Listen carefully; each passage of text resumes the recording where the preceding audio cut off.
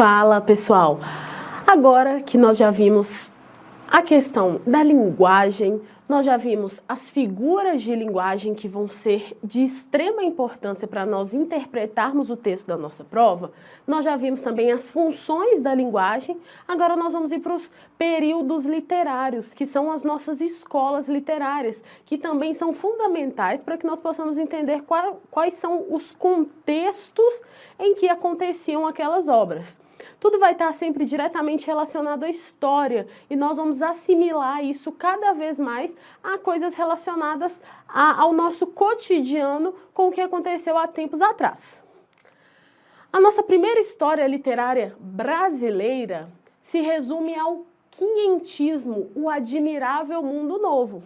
Todos sabemos que o processo de colonização do Brasil, ele está diretamente relacionado a tudo. A estrutura da língua, a estrutura histórica, tudo se resume ao processo de colonização brasileiro. Por quê? A partir do momento em que houve a colonização brasileira, é que nós começamos aqui a ter contato com uma língua diferente, uma língua que passou a ser registrada em forma de literatura e tudo começou a ser novo. E nós vamos conhecer um pouco mais sobre essa história, sobre os relatos e sobre os retratos que a gente tem um pouco aqui.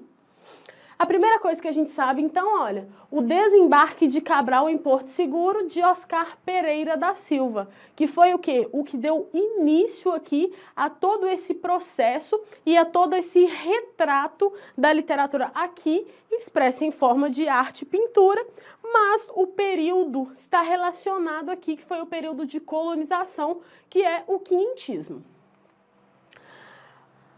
Pois bem, quando eu falo de literatura e quando eu falo de ano 1500, tudo se resume ao processo de chegada dos portugueses. Então, tudo se resume ao novo. E quando eles chegaram aqui, para que haja esse contato, para que houvesse esse contato, foi necessário o quê? Que eles catequizassem os índios. Foi necessário e foi imposto uma língua por cima da língua tupi-guarani, que era que já existiam aqui.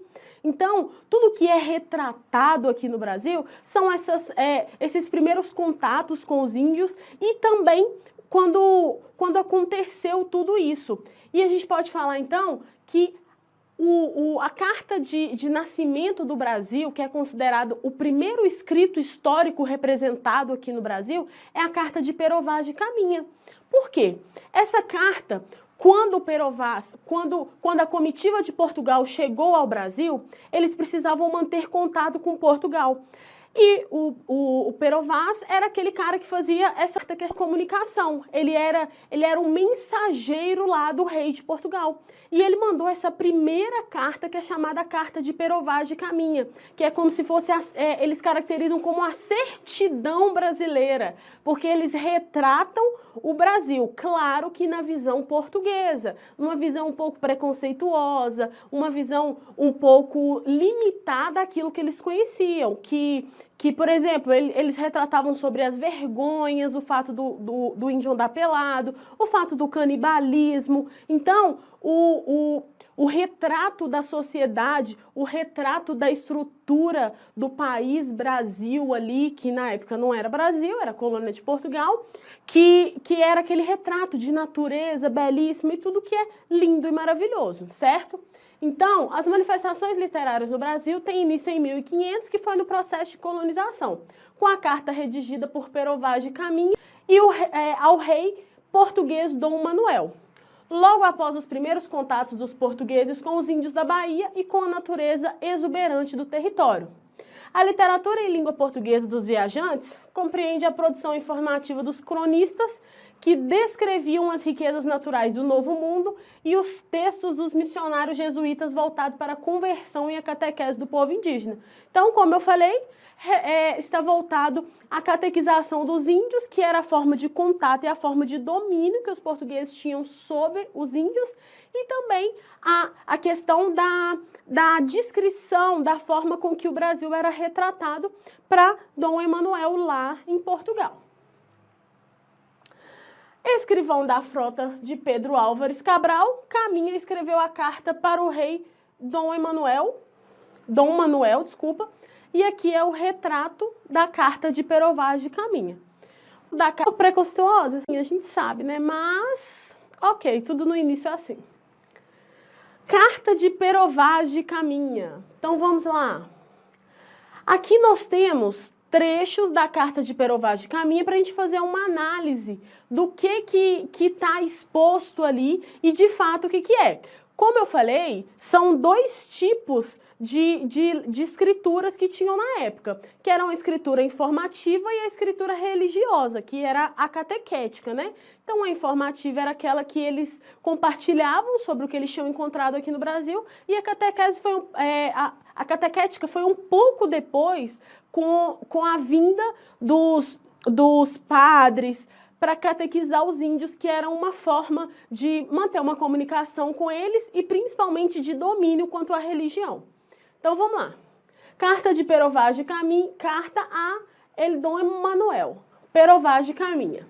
Senhor, posto que o capitão mor dessa vossa frota e assim os outros capitães, escrevam a vossa alteza a notícia do achamento desta vossa terra nova, que se agora nessa navegação achou, não deixarei de também dar disso minha conta à vossa alteza. Ou seja, ali o momento em que ele conversa, né? Que ele faz a exaltação. Vou colocar aqui pra gente já analisar aqui as diferenças. Olha, caráter de correspondência, que é o que? Ele faz uma saudação aqui, né? Ou seja, informativa, é para trocar informações a uma comunicação ali, foi uma carta. Então, faz uma saudação aqui, dando características de correspondência para o texto.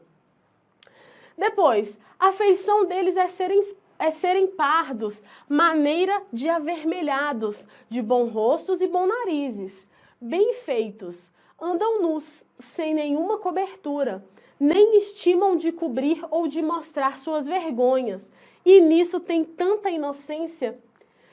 Ambos traziam o beiço de baixo furado, e metido nele ossos brancos e verdadeiros, de comprimento de uma mão travessa, e da grossura de um fuso de algodão, agudo na ponta com um furador.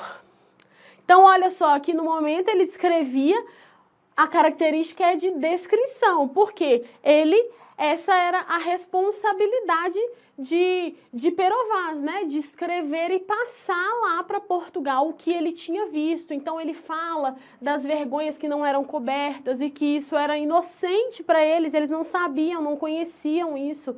E fala sobre a questão das características, da cultura, do beiço furado. Então, olha só, ele faz esse relato, esse retrato, essa literatura informativa de comunicação.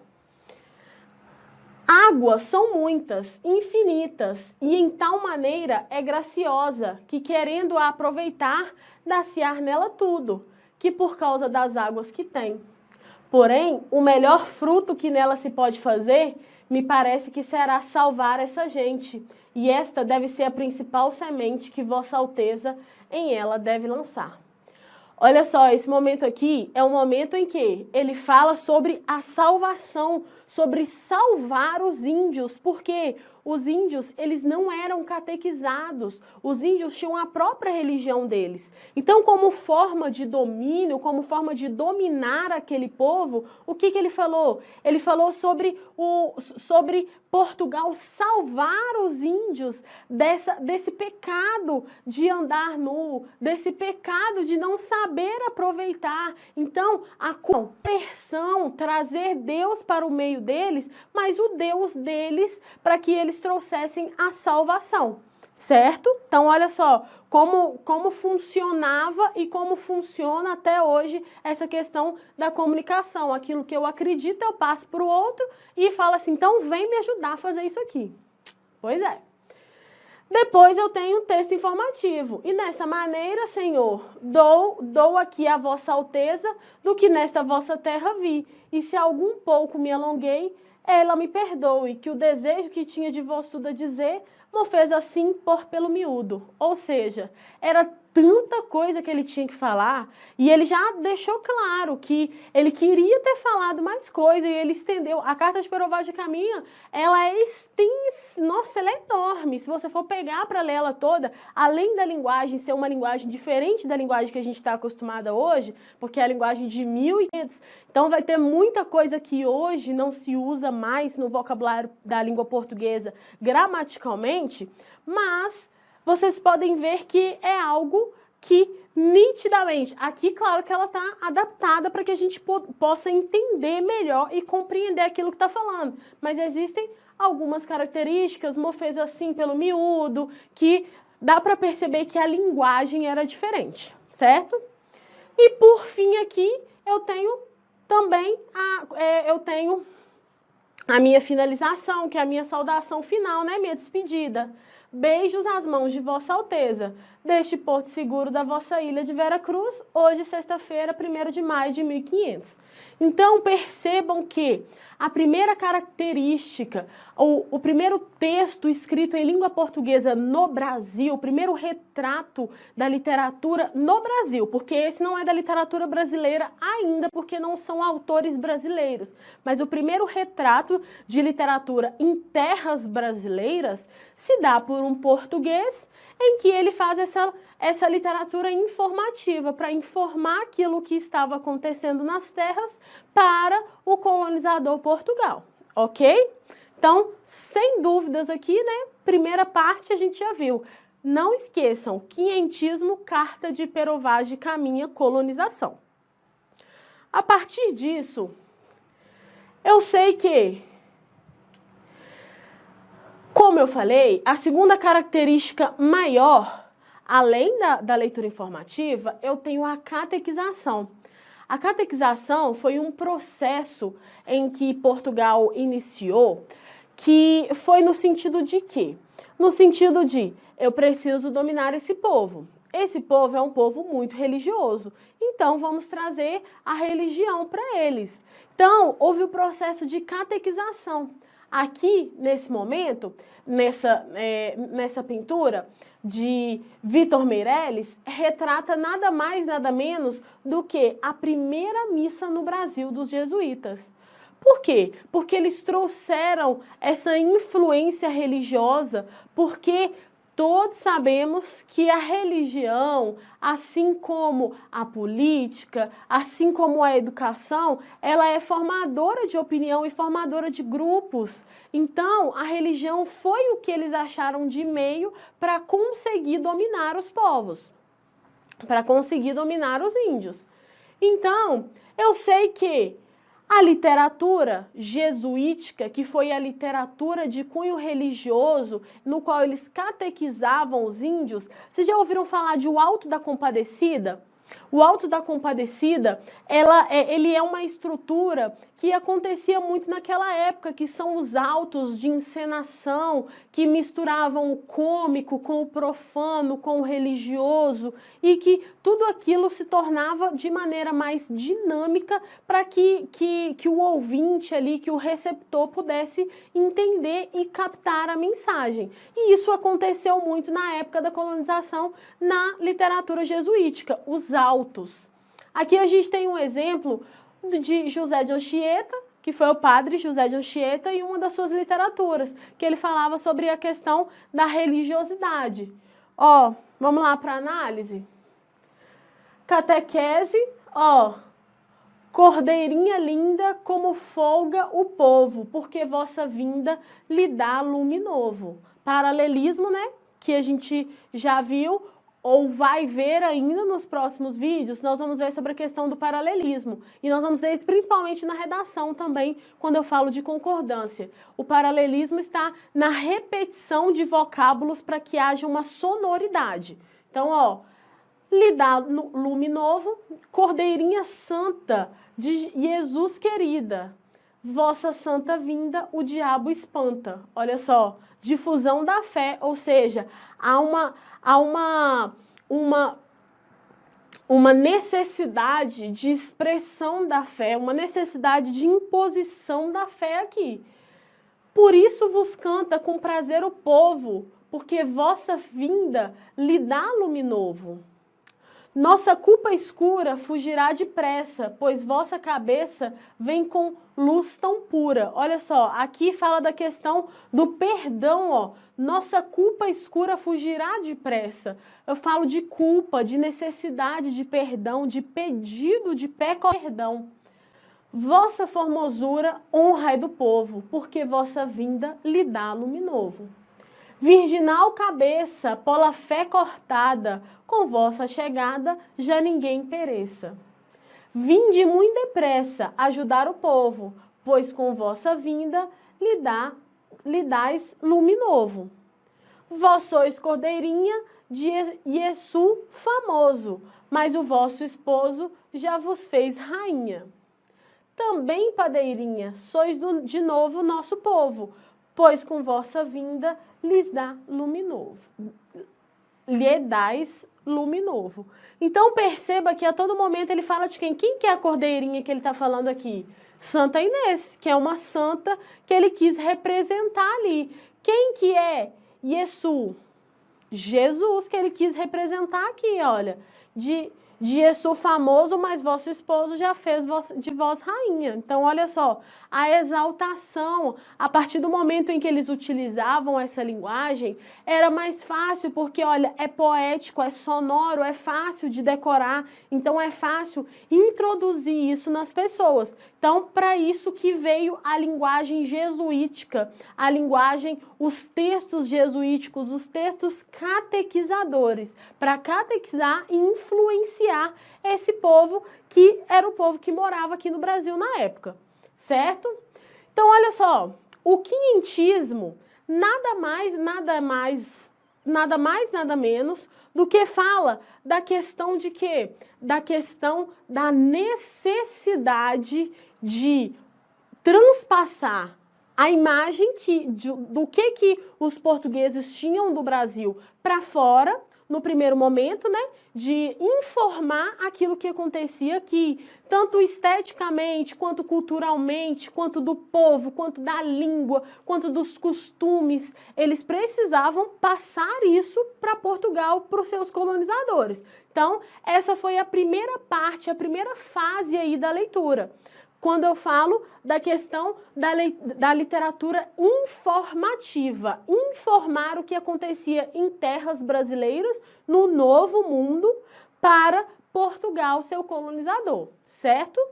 Segunda parte, então, vem depois que já havia colonizado um tempo, vieram os jesuítas e fizeram o quê? Percebam que na carta de Pero Vaz, ele fala da necessidade de catequizar os índios. Ele fala que precisa salvar, que essa vai ser a forma de salvar aquelas pessoas, que trazendo Deus para eles, catequizando aquele povo, eles acreditavam que ia conseguir salvá-los porque acreditavam que eles eram perdidos, porque não existia nada. Então, depois desse período em que há essa comunicação com Portugal, eles mandam os jesuítas para o Brasil para fazer o quê? Para catequizar, fazer justamente o que Pero Vaz tinha falado para Dom Manuel, que era o quê? Catequiza, porque a partir da catequização nós vamos salvar esse povo. E aproveitamos e dominamos eles assim também. Então, com a literatura jesuítica, a gente pode ver claramente essa catequização, certo? Então, ó, o período que abrange as principais manifestações literárias produzidas no Brasil. Percebam, não é produzidas pelo Brasil, porque ainda nada do que foi produzido eram de brasileiros. Por enquanto, eram tudo de poetas, de escritores portugueses. Então, ó, manifestações literárias no Brasil, à época do seu achamento. Inclui a literatura de informação, que foi o que nós falamos, os relatos dos viajantes, como a carta de Pero Vaz, e os textos dos missionários, como os dos padres José de Anchieta, para a evangelização dos indígenas. Então, resumidaço, análise de duas obras. Agora, vamos que é tudo muito simples assim. Daqui a pouco a gente chega no modernismo e vocês nem perceberam e falaram, gente, literatura é só isso? E sim, é só isso. Então, vem comigo que tem muito mais coisa legal para a gente ver aqui, beleza? Então, vem!